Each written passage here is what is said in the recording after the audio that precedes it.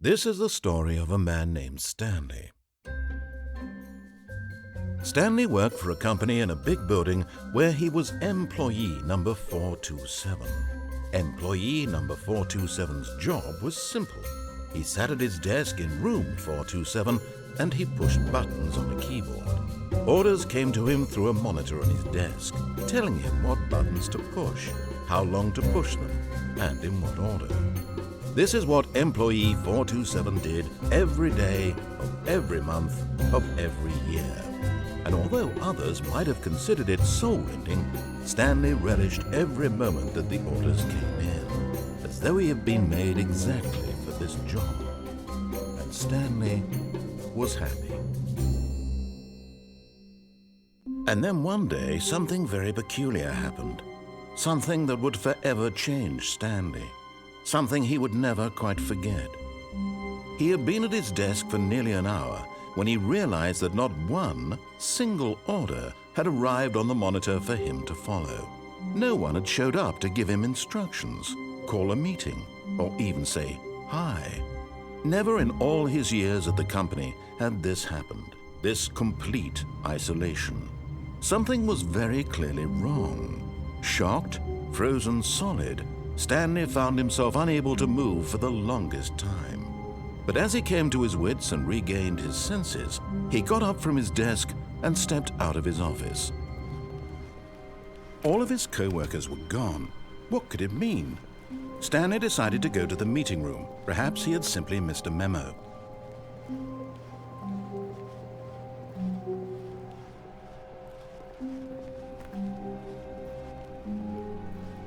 When Stanley came to a set of two open doors, he entered the door on his left.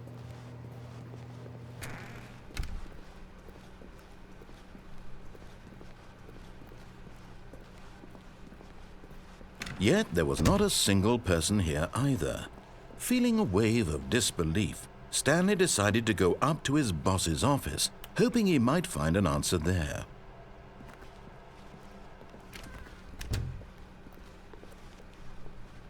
Coming to a staircase, Stanley walked upstairs to his boss's office.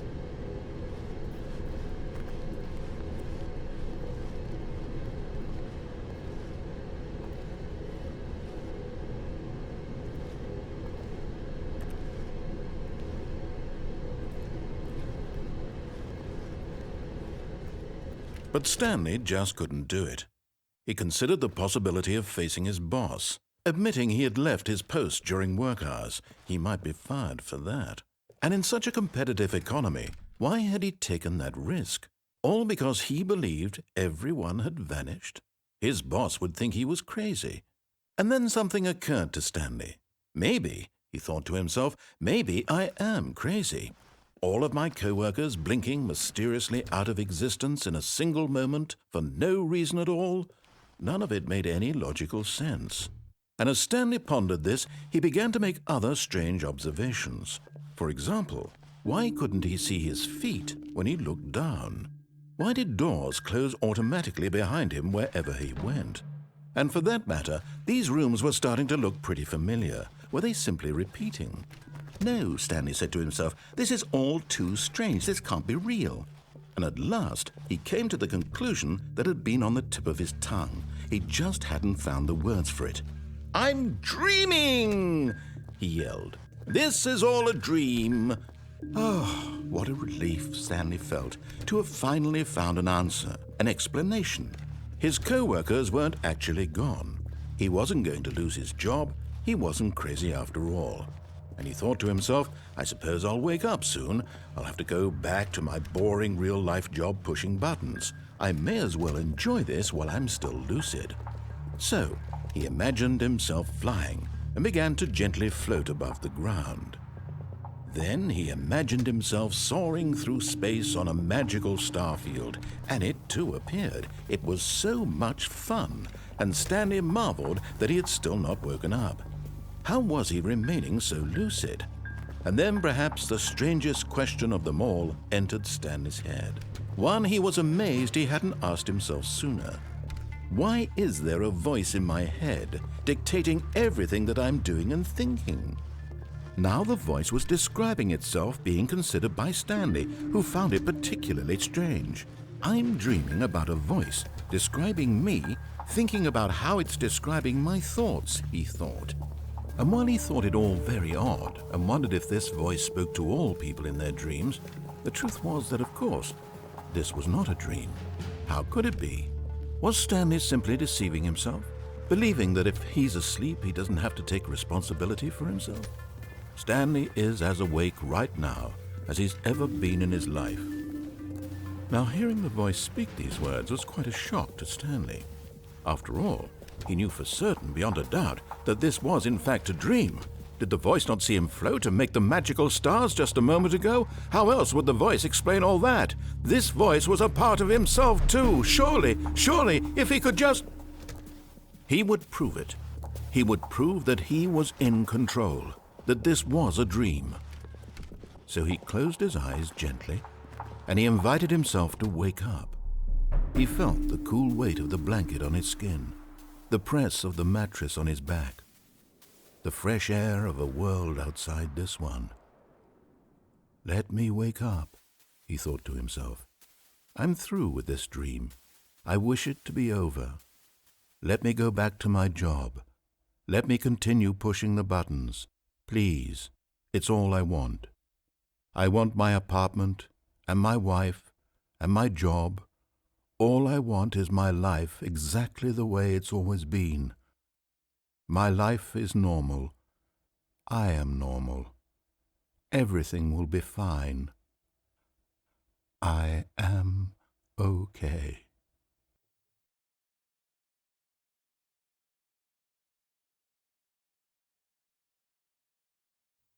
Stanley began screaming. Please, someone, wake me up. My name is Stanley. I have a boss. I have an office. I am real. Please, just someone tell me I am real. I must be real. I must be. Can anyone hear my voice? Who am I? Who am I? And everything went black.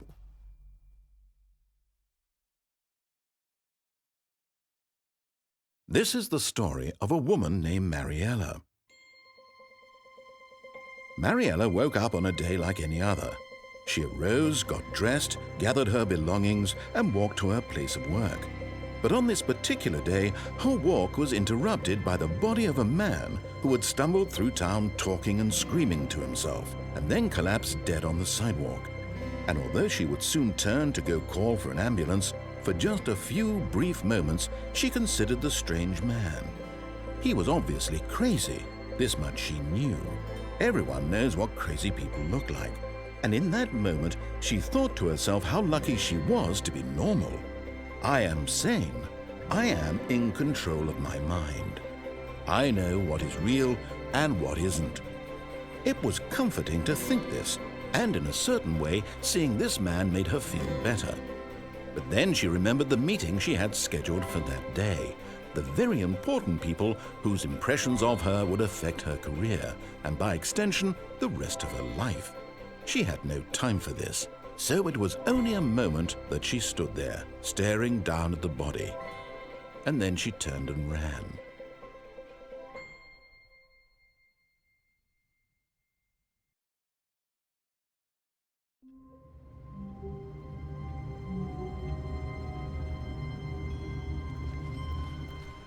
How wonderful! Stanley was alone. Finally!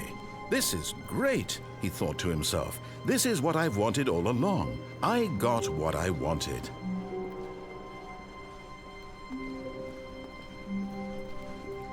When Stanley came to a set of 2 open doors, he entered the door on his left.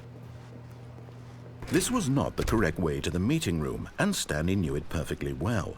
Perhaps he wanted to stop by the employee lounge first, just to admire it. Ah, yes, truly a room worth admiring. But eager to get back to business, Stanley took the first open door on his left.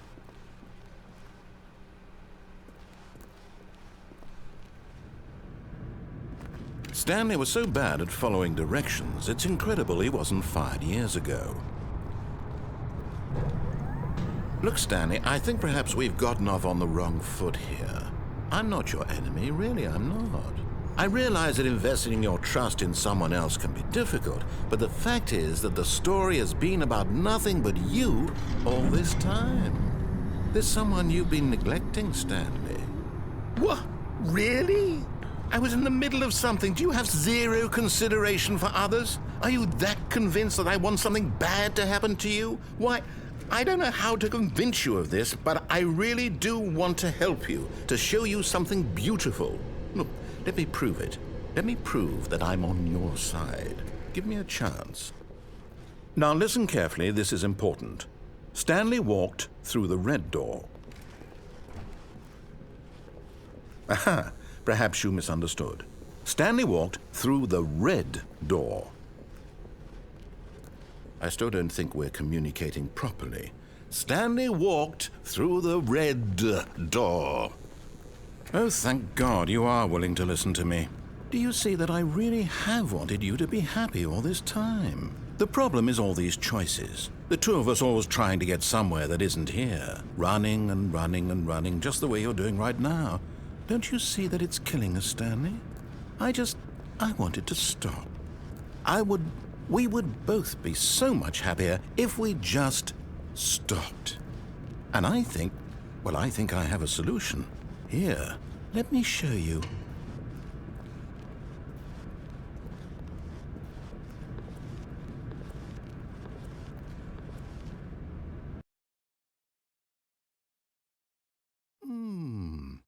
What do we want? What are we looking for?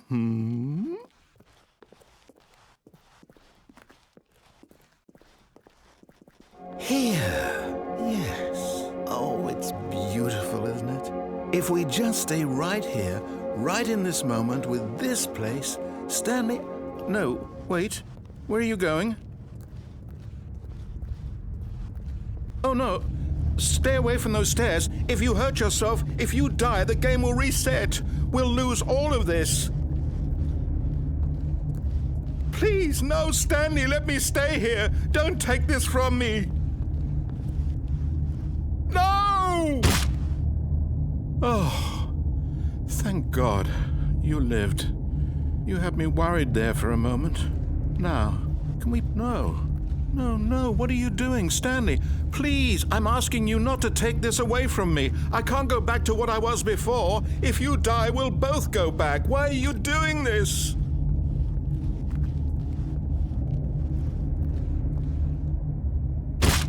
Stanley, let's go back to the other room. Can you do that for me? My God, is this really how much you dislike my game?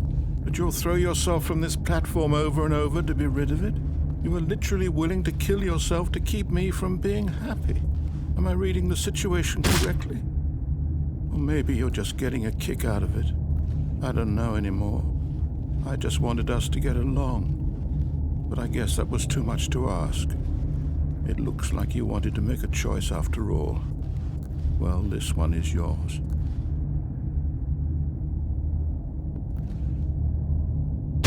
Is it over? It's going to restart, isn't it? I'm going back.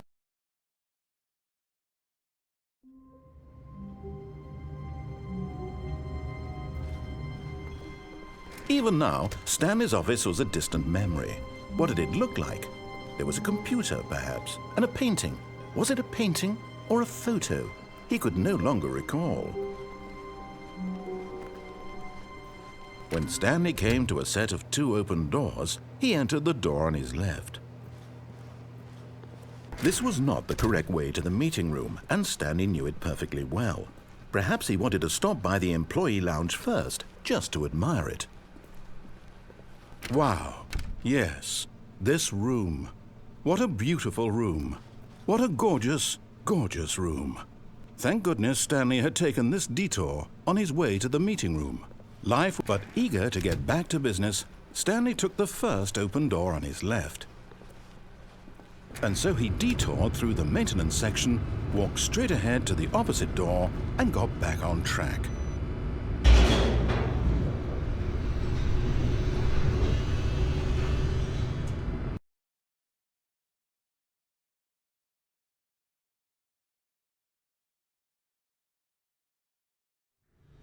But Stanley didn't want to go back to the office. He wanted to wander about and get even further off track. So now in order to get back, he needed to go, from here it's, left.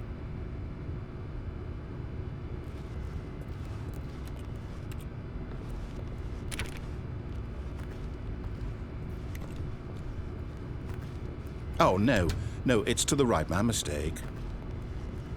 No, not the right. Why would I have ever said it was to the right? What was I thinking? It's clearly... Oh dear, would you hold on for a minute, please? Now, let's see, we went down right, left, down, left, right. Yep, okay, yes. I've got it now. This story is absolutely, definitely this way.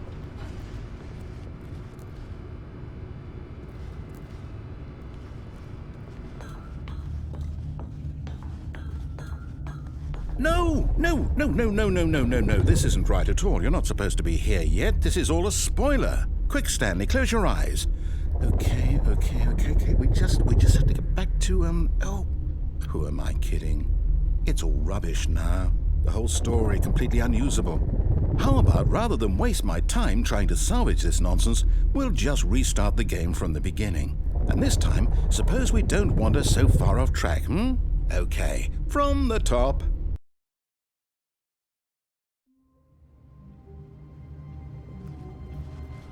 All of his co-workers were gone. What could it mean? Stanley decided to go to the meeting room. Perhaps he had simply missed a memo.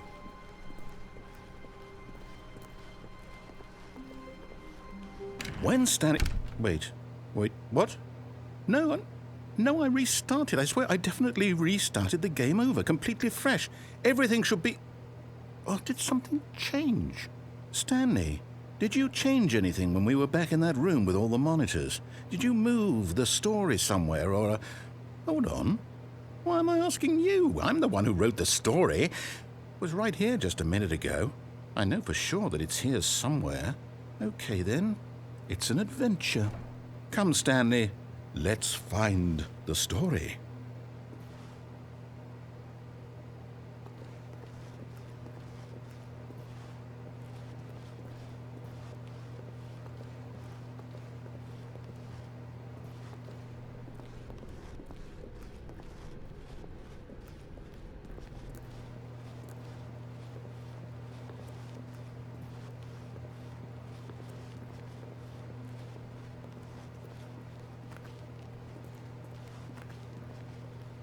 I'll say it.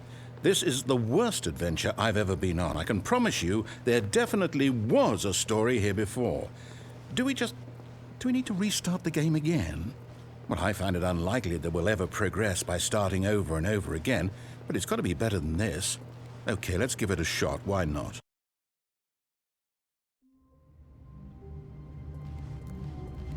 All of his co-workers were gone. What could it mean? Stanley decided to go to the meeting room. Perhaps he had simply missed a memo.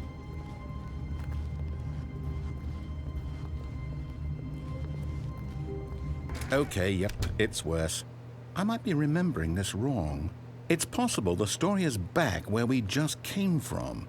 Why don't we go back the other direction and see if we missed anything?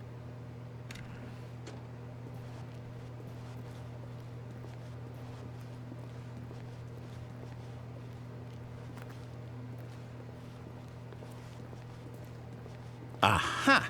I knew we'd miss something. The story. Here it comes. No, wait, never mind. Not the story. Okay, let's head back the other way and retrace our steps.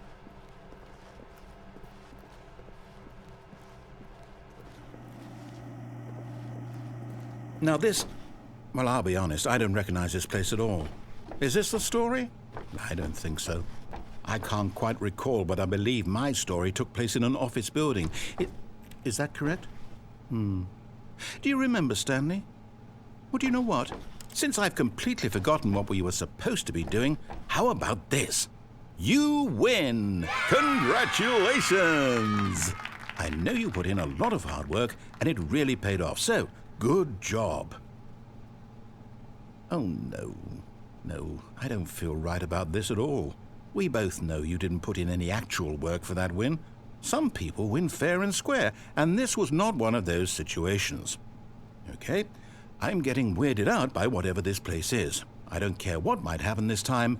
I have to restart.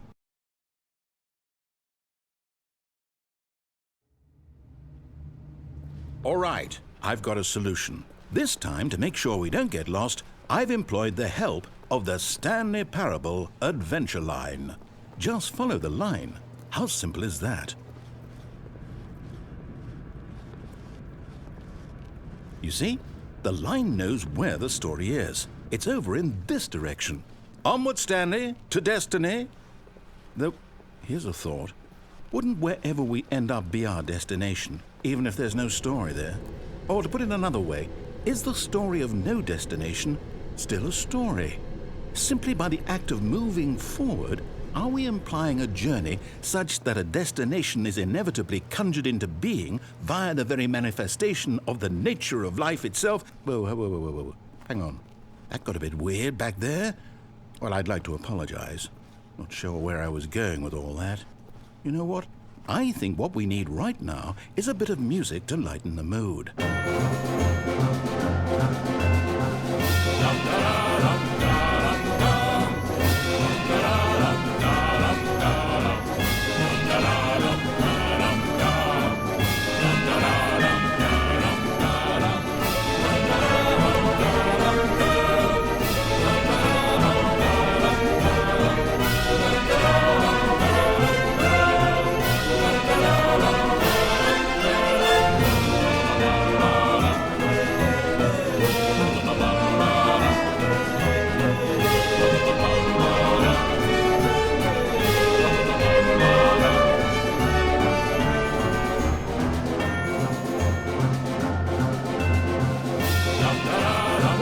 Cut the music, go back and look at that fern. Stanley, this fern will be very important later in the story. Make sure you study it closely and remember it carefully. You won't want to miss anything.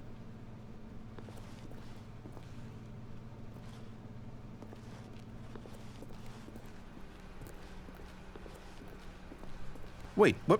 We're back at the office? No. Line, you do know we're looking for the Stanley Parable, right? The story? Is any of this ringing a bell? Oh, no, not again. Line, how could you have done this to us? And after we trusted you, after everything we've been through, you... Oh, I can't take this anymore. To hell with it. Restart.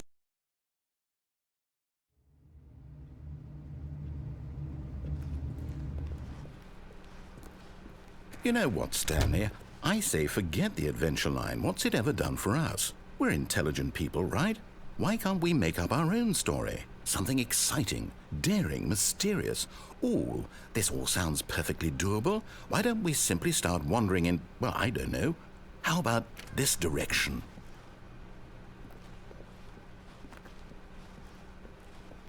Now, yes, this is exciting. Just me and Stanley forging a new path, a new story. Well, it could be anything.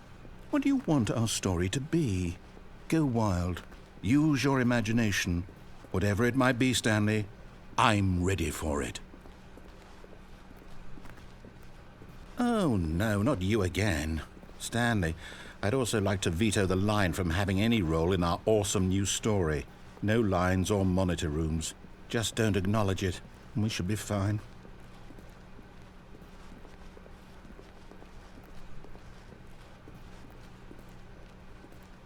Ah, a choice. We get to make a decision. From here, the story is in our control. How important we mustn't squander the opportunity. In fact, I believe I need a minute to think here. Just walk in circles for a minute. Okay, so I know that each door has to lead somewhere, which means that somewhere at the place where we're trying to go, there must be a reverse door that leads here. And that in turn means that our destination corresponds with the counter-inverted reverse door's origin. So starting from the right, let us ask, will taking the right door lead us to where we're going? And since the answer is clearly yes, then by all accounts, the door on the right is the correct one. Another victory for logic. Come, Stanley, our destiny awaits.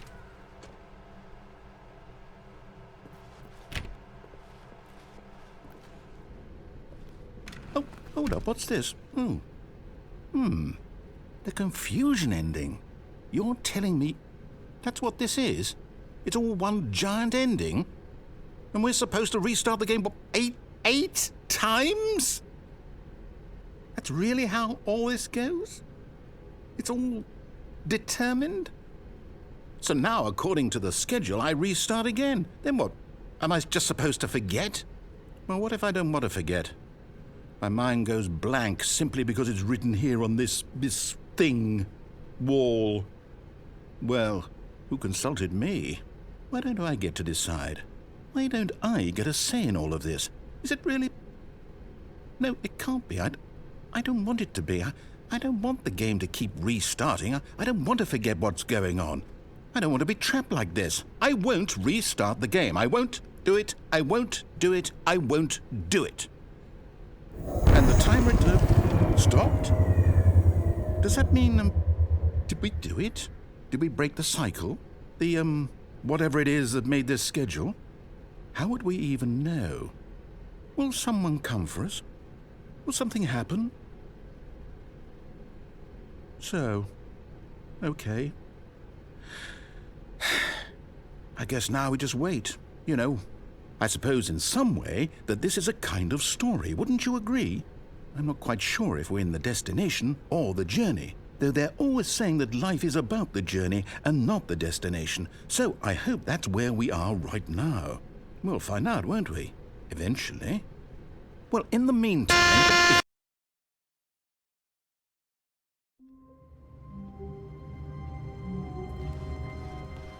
All of his co-workers were gone. What could it mean? Stanley decided to go to the meeting room. Perhaps he had simply missed a memo.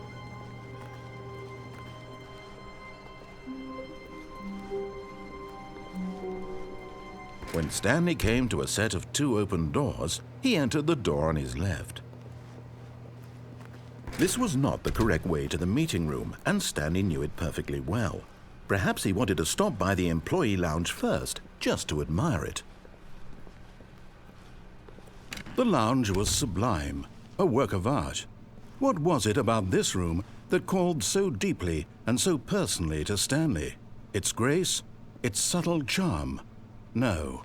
Stanley knew it was something deeper, something darker. But eager to get back to business, Stanley took the first open door on his left. And so he detoured through the maintenance section, walked straight ahead to the opposite door, and got back on track.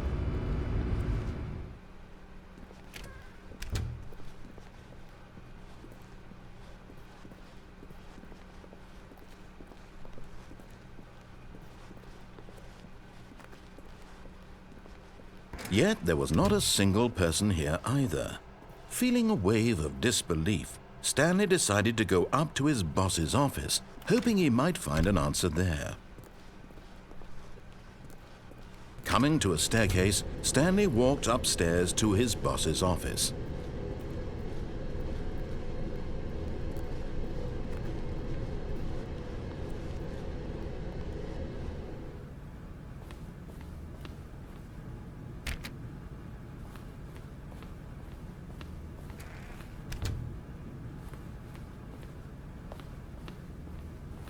Stepping into his manager's office, Stanley was once again stunned to discover not an indication of any human life. Shocked, unraveled, Stanley wondered in disbelief who orchestrated this, what dark secret was being held from him. What he could not have known was that the keypad behind the boss's desk guarded the terrible truth that his boss had been keeping from him.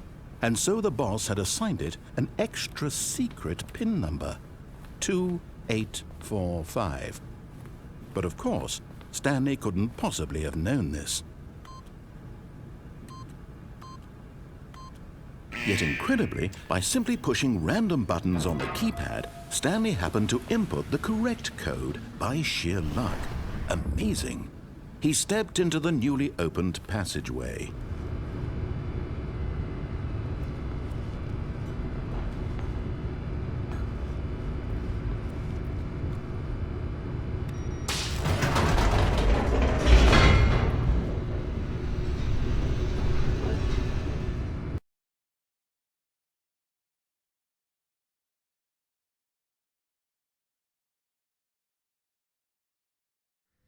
Descending deeper into the building, Stanley realized he felt a bit peculiar. It was a stirring of emotion in his chest, as though he felt more free to think for himself, to question the nature of his job. Why did he feel this now, when for years it had never occurred to him? This question would not go unanswered for long.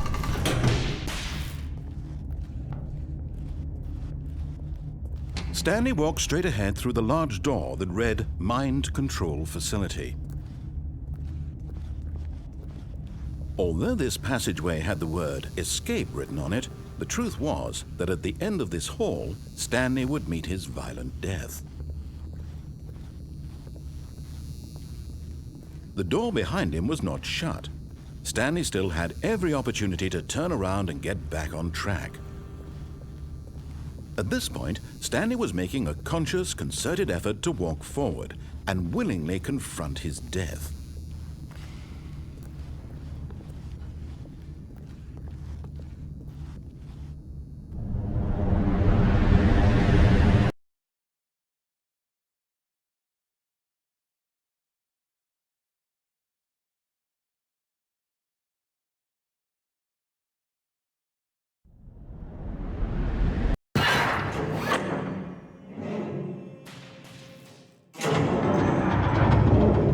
As the machine whirred into motion and Stanley was inched closer and closer to his demise, he reflected that his life had been of no consequence whatsoever. Stanley can't see the bigger picture. He doesn't know the real story, trapped forever in his narrow vision of what this world is. Perhaps his death was of no great loss, like plucking the eyeballs from a blind man. So he resigned and willingly accepted this violent end to his brief and shallow life. Farewell, Stanley.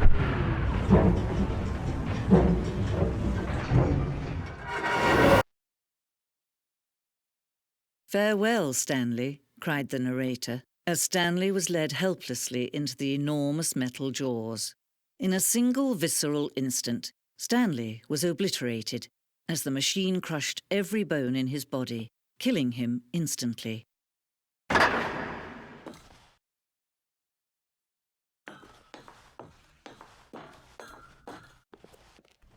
And yet it would be just a few minutes before Stanley would restart the game, back in his office, as alive as ever. What exactly did the narrator think he was going to accomplish?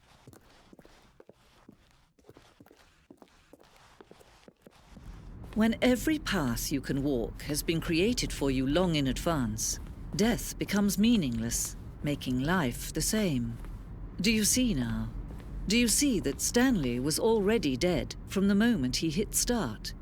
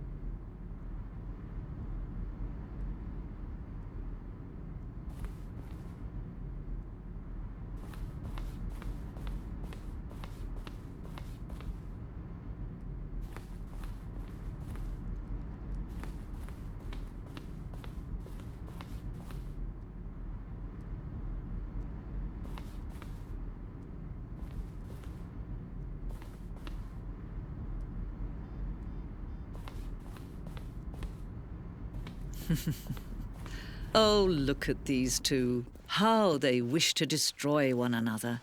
How they wish to control one another. How they both wish to be free.